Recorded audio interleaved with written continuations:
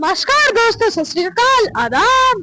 तो CJP protest वाले लोगों ने या सुप्रीम कोर्ट में याचिका दाखिल करी, जिसपे जस्टिस ने ये बोला कि हमारे पास इतना वक्त नहीं है कि हम इस याचिका को सुन सके और वीडियो देख सके। और ये अब जो ये प्रोटेस्ट है, युवाओं के प्रोटेस्ट की जगह पॉलिटिकल प्रोटेस्ट बनता जा रहा है, क्योंकि सारी पार्टियां इसकी तरफ केंद्र होती जाती है। जैसे कि और ये प्रोटेस्ट मतलब वो क्या रहा है, धर्मेंद्र प्रधान के इस्तीफे के ऊपर क्या पीछे कोई काला सच छुपा है? और जिन बच्चों के ऊपर पुलिस वालों ने डंडे बरसाए हैं, उनके ऊपर एक्शन होने चाहिए, पुलिस वालों को सस्पेंड करना चाहिए, और जिन बच्चों को गिरफ्तार करा उन्हें छोड़ना चाहिए। और जितने भी मेट्रो स्टेशन है इन्हें जल्द से जल्द खोलना चाहिए, क्योंकि लोग अपने कारोबार पे नहीं जा पा रहे हैं, जिससे भारत की जीडीपी को नुकसान पहुंच सकता है।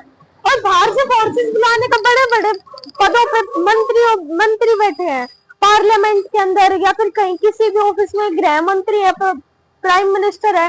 इनको जनता ने चुन के बनाया। आईपीएस आईएएस भी इनफैक्ट जनता के अंदर से निकल के गए हैं, तो इन्हें इनका डर समझना चाहिए।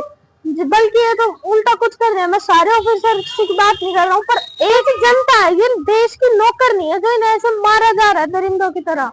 ये देश के मालिक है, ये हमको हमारे संविधान ने, कॉन्स्टिट्यूशन ने अधिकार दिया है, बाबा अम्बेडकर ने अधिकार दिया है हमें। ये तो इंडिया के कॉन्स्टिट्यूशन की क्या कुछ मान्यता नहीं है जो ये लोग ऐसे कर रहे हैं?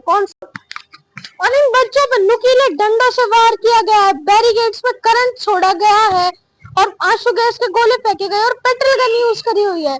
ये क्या कोई टेररिस्ट है?